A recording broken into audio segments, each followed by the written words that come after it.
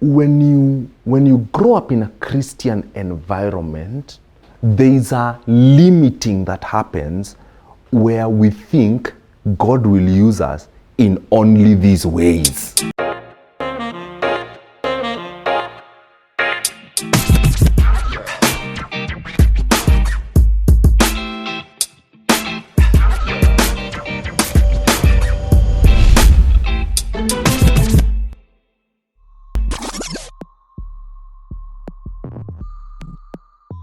I am known as a DJ, who plays gospel music, and who's played gospel music in both radio, on both radio and TV, and event life. The other side is where I am actually like sprouting properly in it, is in the post-production business. By post-production, I mean audio to motion picture. So whether it's an advert, TV show, movies, I'm sprouting, to be specific, a guy who does location sound and someone who can mix that sound. And in the process of mixing, I also do sound design. So I am very passionate in that particular area. So when I'm mixing, in terms of delivery formats, in audio we have, there's something we call deliverable and formats. So we can do a stereo, 2 speakers like the one you see behind me. We can do a 5.1, like we can have 5 speakers and 1 bass speaker, a 7.1 or an Atmos. So that is in terms of deliverables. What can you deliver to the client when you're doing your product? So please tell me we have time. So at the top of DJing, the image out there is this is someone who plays music. That is the underlying. If someone hears DJ Krowbar, they'll go, oh, the guy who plays music, or a certain DJ, the guy who plays music. Now, on a DJing perspective, it's beyond playing. It is we're in the business of taking people through emotional roller coasters. Because if I move you emotionally, I become an endearing figure to you. Is that making sense? Now, moving people emotionally, now we start going into layers of, I am not a freestyle DJ. A freestyle DJ, you know the way we have freestyle rappers, people who can just come up with words and then spit. I'm not that kind of a DJ. I'm a DJ who prepares. I'm a DJ who'll sit at my desk, listen through my music, and then go like, I'll begin with this, then this, then this, then this, then this. Properly articulate how I really want my set to go. And if I freestyle at any point, I'll freestyle like 10% only. And then on top of that, another layer that I do is, there's something in DJing we call harmonic mixing. Harmonic mixing is you don't just play any song, you watch the key at which you're playing. So I can't jump from a C major to an A major because the energy of different keys, you can tell. You can tell. I'm not just dropping random songs. I want a flow on my mix. Now, did I ever think in my life I'll be a lecturer? No. I'll be honest with you, I never thought at any point in my life I'd be a lecturer. Now, the experiences I had behind was I used to be a DJ tutor. Between 2006 and 2008, I used to teach DJs how to DJ. So I had some form of experience in teaching. And I thought if I ever opened a school, I would open maybe a DJ school. Okay, I had a DJing school at that point, but maybe advance it into a music production school or something. But I never thought I would teach formally at a formal level. Is that making sense? So what is happening to me right now is definitely something I never saw.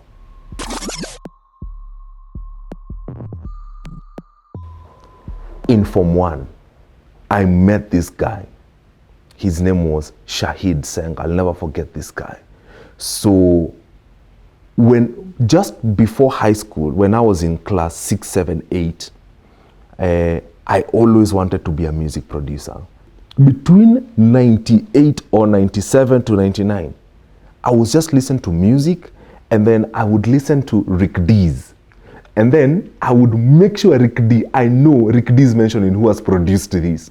So Rick D would say, oh, this song is by Aaliyah, and it was produced by Timbaland. And then I'll go like, okay, I need to look for more songs by Timbaland. You know, those days the internet was, so you would only depend on what you're hearing on the media. Then I went to high school wanting to be a music producer. So when I cleared high school, my mom said, start looking for what you want to do. Because I did not know of any music production school, I started looking for radio production. So KMTC, Daystar, Multimedia, you know, those two trips every teenager makes. The DJing one came by, man, I'm so grateful. It was an ad I saw on TV. I'll never forget this. Ads have changed my life. So that ad was on NTV, and it was an ad done by Homeboys. At that point, we used to live in Thika. So we were met all the way to Baricho Road here on Bunyala Road or somewhere like that. Homeboys, I go to the school, check out the school stuff, they give me 2 brochures. And then, this is how powerful a receptionist can be. A receptionist changed my life. I remember her face, but I can't remember her name. And I remember I told her, this is what I want to study. Because she gave me 2 brochures like this. So she gave me both DJing and music product. So she's given me both of them. And then I'm like, this is the one I want to do, the music production one. And then she says, you know what? If you want to be a very good music producer, you need to start with DJing. And then I ask her, why? Because the best producers were fast DJs. And then he says, Dr. Dre was a DJ, Goosebumps. Timbaland was a DJ, Goosebumps. Swiss Beats. I'm like, man, I have to do this DJing thing. You understand? So I knew I had to do it. So I go back home, I give my mom both brochures. My mom says, hey, good, thank you. This is the one I'm paying for. I say, mom, you have to hear me out. They said, for me to be a good producer, I have to start with DJing. Mom said, I know you love music. I will not pay for your DJing classes. I'll only pay for the music production classes. And then I get pissed off a little bit, and then I say, can I talk to dad about this? My parents are separated. So I say, can I talk to dad? And then she says, okay, here is your bus fare. Go talk to your dad. So the following day morning, sure, all the way to Nyeri. My dad used to work in Nyeri. So I talked to my dad about this, and then my dad looks at me, and then he says, okay, I'm gonna look for this money for you. So later on, when I asked my dad why he agreed, he thought I was going through a phase. You know the way a kid might ask you for something so out of their world, and they think, this kid is just going through a phase. And true to his word, he got that money. And I paid, and I began school on the 5th of April, 2004. Literally, on my birthday, I began my first class in DJing. And I did DJing, and I fell in love with it. Oh my God, bro.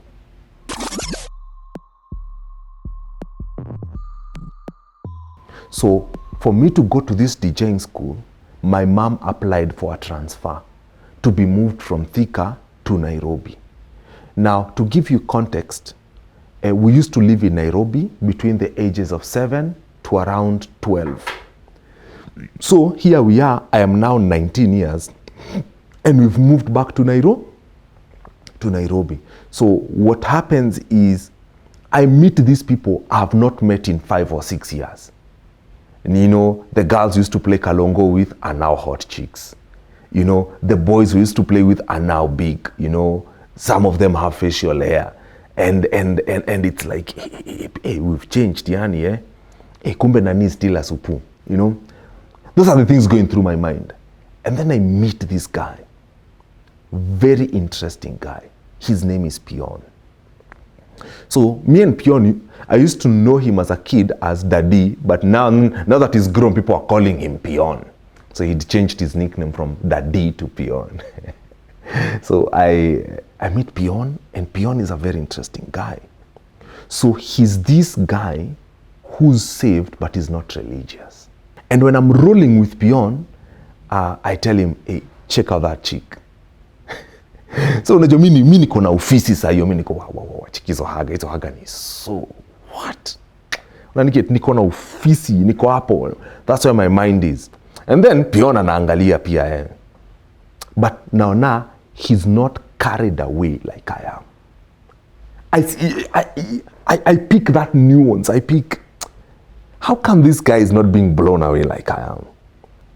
And the morning yakaa naye, the more nashindwa, nikasema sasa nikihangout na yeye napatana na mabeste wake kama yeye, and wako kama yeye. They are believers but they are not religious. Hawakai watu wa church, but ni wase wako na grounding fulani. Unaniget? I remember siku moja so funny, walinipeleka church office. So kunipeleka church office, nikaona one of the, I think it was a kids pastor or something, alikuwa dem fulani. So amepita mimi hiyo nimeenda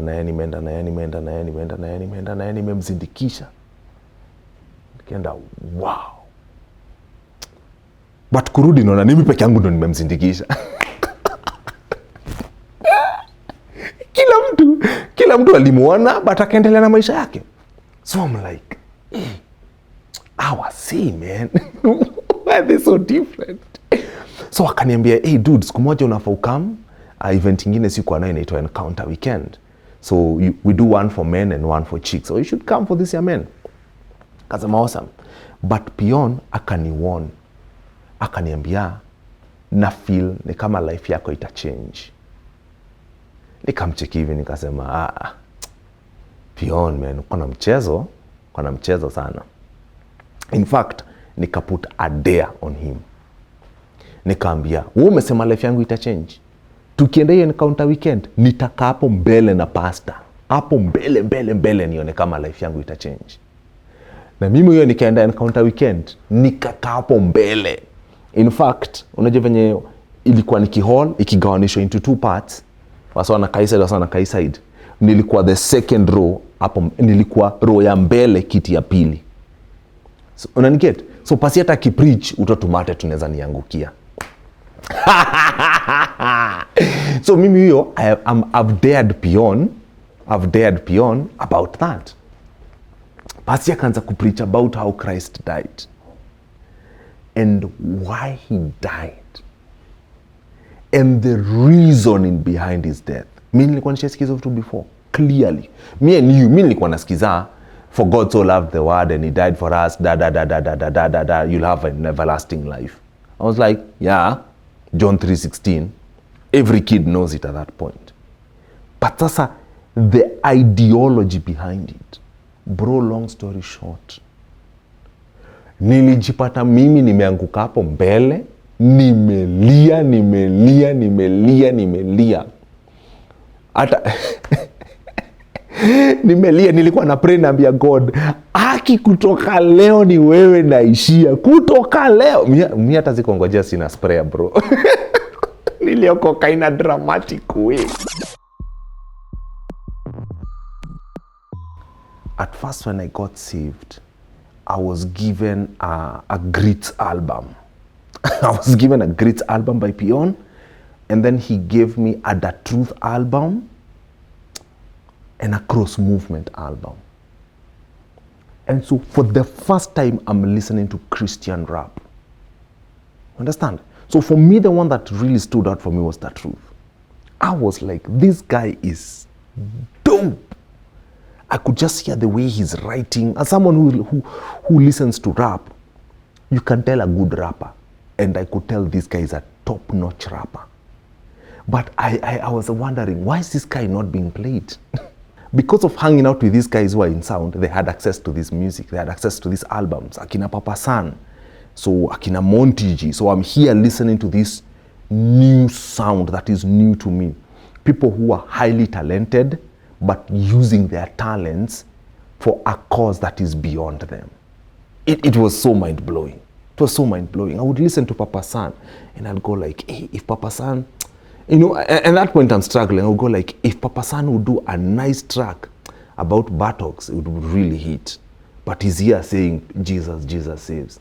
You know, I would really struggle with that because I only thought talented people were for the world. I had never been exposed to Christians doing it at a higher level. I was only exposed to secular acts doing it at a higher level. So this is the first time I am being exposed to this kind of talent. So I am, at first glance, I am struggling with, they cannot capitalize on this properly. They are like, buda unaweza kuwa mpigi ukiimba kitu ingine tofauti, wachana usimbie God. Unaniget? Usimbie God. I know I'm a follower of God, but nah, this thing is not for you, bro. So, but the more I listened, the more I would hear their conviction in their voice and why they would sacrifice having it all for that. I remember there was a line that flipped my life when it was about our life is like a vapor.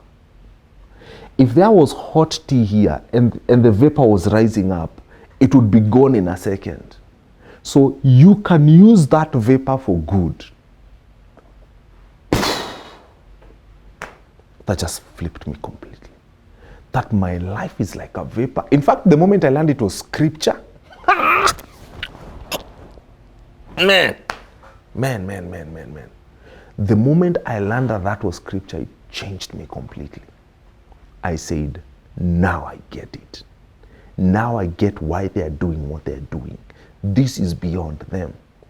Plus, the moment I understood that you will be rewarded for your faithfulness, man, that changed my life. That it's not in vain. You will be rewarded for it. I went like, this is crazy, but this is good. This is good. I liked it.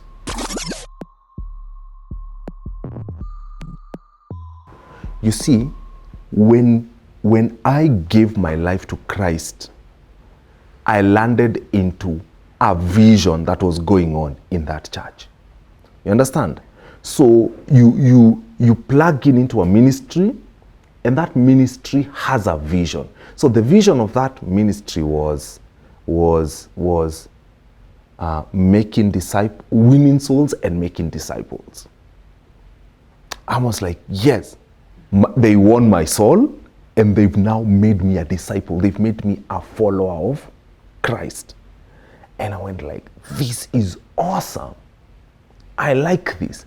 Ilini hit. So now that nimeokoka, it's not about me anymore.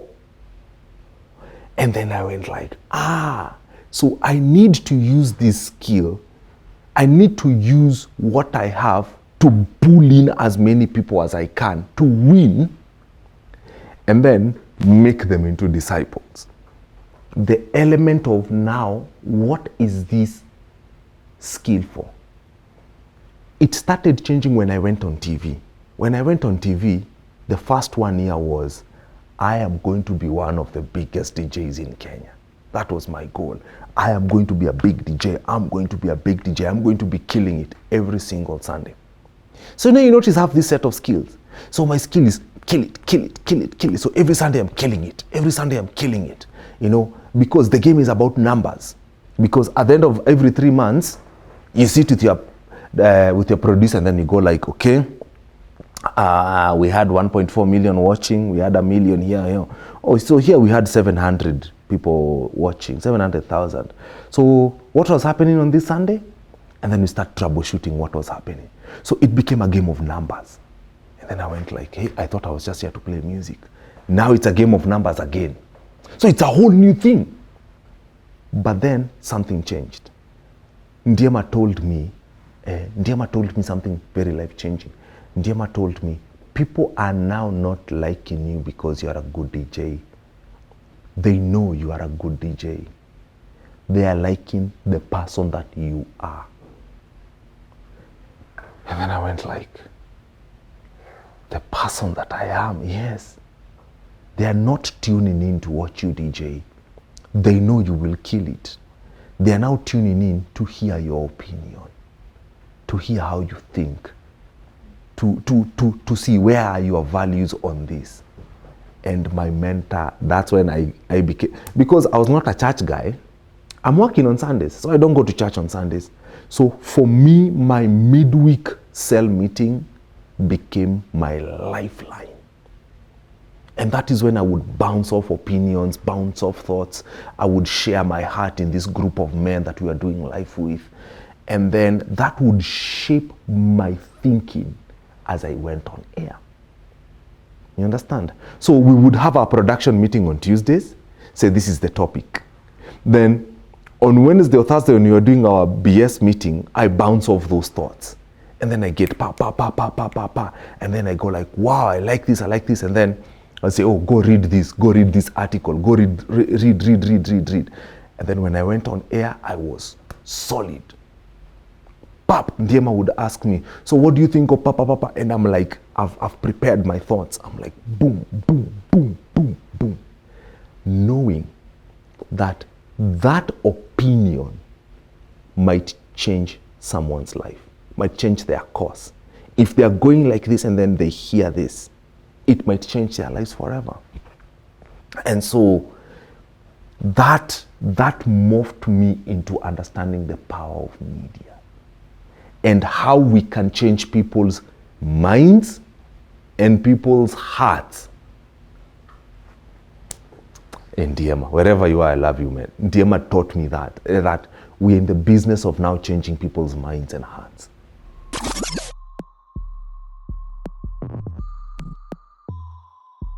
I have been fortunate, even the days when it was bad, even the day when DJing was not working, like last year, like the whole of this year.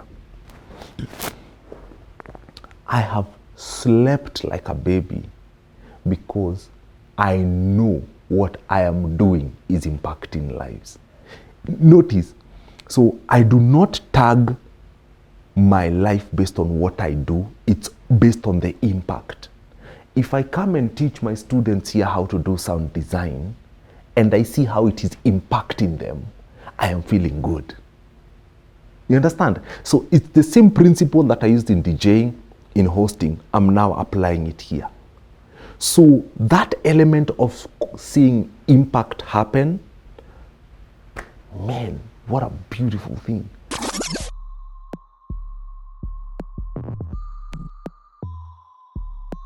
In all my environments, I never impose my beliefs on people.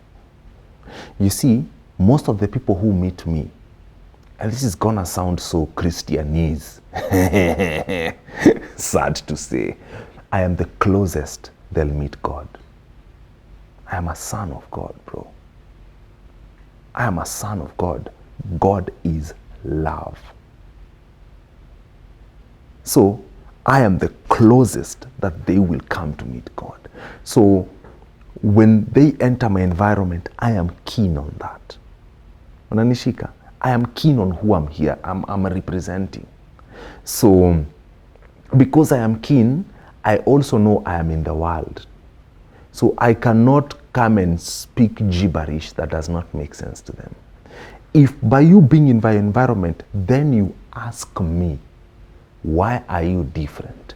Then I'll present for you that it's actually Jesus Christ is the difference that you see.